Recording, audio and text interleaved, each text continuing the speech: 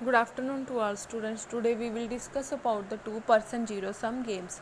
Game theory is a branch of mathematics with a wide variety of applications in economics, management science, political science and engineering.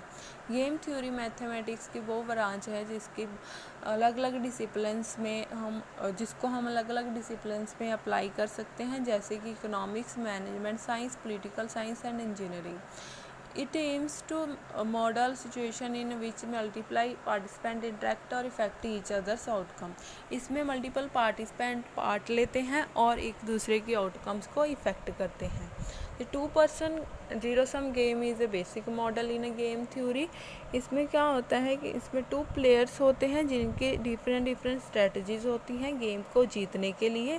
इसमें जब एक player अच्छे outcome लाने की strategy बनाता है तो दूसरे उनकी पे ऑफ को मिनिमाइज करने पे लग जाता है. मीन्स इसमें एक प्लेयर का गेन है तो दूसरे का लॉस होता है.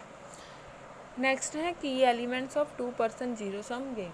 टू पर्सन गेम्स में के क्या क्या एलिमेंट्स हैं. फर्स्ट है टू प्लेयर्स होते हैं, इसमें स्ट्रेटजीज होती हैं, अलग अलग प्लेयर्स के गोल्स एंड ऑब्जेक्टिव्स होते हैं. Payoff for each player. Payoff क्या होता है. Payoff is amount of benefit और loss that a player derives if a particular outcomes happen. जब गेम में प्लेयर को बेनिफिट और लॉस होता है तो उसे हम पे ऑफ अमाउंट बोलते हैं. The pay of each player depend on her choice and also depend on choice of other player.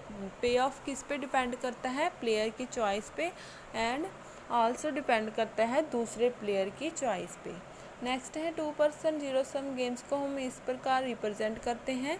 If player one chooses strategy S1 and player two select strategy S2, then player 1 will get f of S1 and S2 and player 2 will get f minus of S1 and S2. मतलब कि अगर एक player की strategy positive हो तो दूसरे की negative होती है. We will refer to F of S1 S2 as a value of game. F of S1 S2 को हम वैल्यू ऑफ गेम बोल देते हैं. Player 1 aims to maximise F of S1 S2 while player 2 attempts to minimise the value.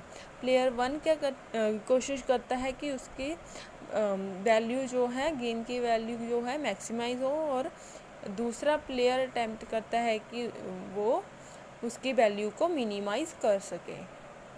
Next है payoff matrix. क्या होता है.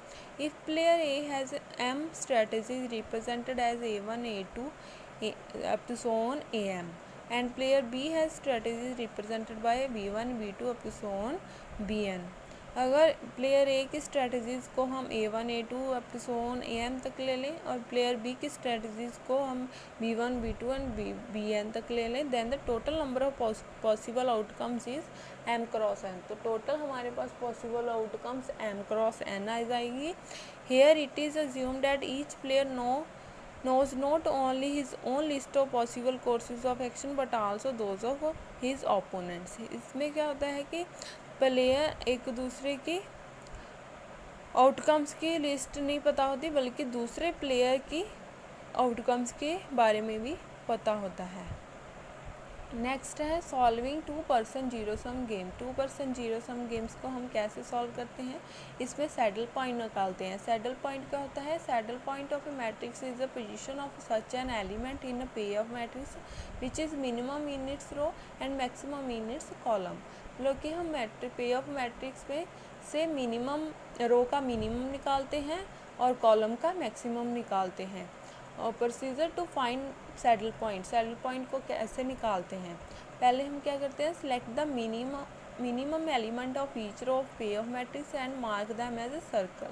पहले हम ईच रो में से मिनिमम एलिमेंट को सिलेक्ट करते हैं और फिर उसको सर्कल से मार्क कर देते हैं. फिर हम ईच कॉलम में से मैक्सिमम एलिमेंट सेलेक्ट करते हैं, फिर उसको स्केयर से मार्क कर देते हैं. If there appears an element in a payoff matrix with the circle and square together. अगर सर्कल एंड स्केयर टुगेदर आ जाए किसी भी एलिमेंट पे दोनों मतलब आ जाए तो फिर क्या होता है उसे हम सैडल पॉइंट बोल देते हैं और उसे हम वैल्यू ऑफ गेम बोलते हैं एलिमेंट की. Solution of game with saddle point. To obtain a solution of a game with saddle point, it is feasible to find out best strategy for player A, best strategy for player B, the value of the game. इसमें हम क्या निकालते हैं, player A की best strategy, player B की best strategy, फिर उस बाद में वैल्यू, गेम की value. The best strategy for player A and B will with those which correspond to row and column respectively through the saddle point. इसमें क्या करते हैं, हम रो का मिनिमा और कॉलम का मैक्सिमा निकालते हैं, उसे हम बोल देते हैं कि वो क्या है, प्लेयर ए एंड बी की स्ट्रेटजीज. नेक्स्ट एग्जांपल है कि हम सैडल पॉइंट कैसे निकालते हैं. फर्स्ट है प्लेयर ए की स्ट्रेटजी, फिर प्लेयर बी की स्ट्रेटजी दी गई हैं हमको रो एंड कॉलम में. हमने क्या करना है कि रो 1 में से निकालना है मिनिमम. रो 1 में हमारे पास मिनिमम आ गया -2. रो सेकंड में मतलब कि प्लेयर ए की रो में हमारे पास क्या आ गया, मिनिमम 1. रो थर्ड में हमारे पास मिनिमम है -4 एंड रो फोर्थ में हमारे पास मिनिमम है -6. ऐसे ही हम कॉलम में निकालेंगे. कॉलम 1 में हमारे पास मैक्सिमम, कॉलम में हम मैक्सिमम निकालेंगे और रो में मिनिमम. हम कॉलम में अभी मैक्सिमम निकालते हैं. फर्स्ट कॉलम में मैक्सिमम है हमारे पास 5, सेकंड कॉलम में मैक्सिमम हमारे पास 3, थर्ड कॉलम में मैक्सिमम है हमारे पास 1 एंड फोर्थ कॉलम में मैक्सिमम है हमारे पास 5 एंड फिफ्थ कॉलम में मैक्सिमम है हमारे पास 6. मैक्सिमम को हम स्क्वायर में डिनोट करेंगे एंड मिनिमम को हम सर्कल में मार्क कर देंगे. तो फिर हमारे पास हमने देखा कि जिसमें दोनों स्क्वायर और सर्कल आ गए, किस में आए, 1 पे. तो 1 क्या हो गया हमारा वैल्यू ऑफ द गेम, मतलब सैडल पॉइंट हमारा क्या आ गया 1. तो स्टूडेंट्स आज का हमारा टॉपिक यही ख़त्म होता है. अगर कोई प्रॉब्लम हो तो आप मुझसे पूछ सकते हैं. Thank you so much.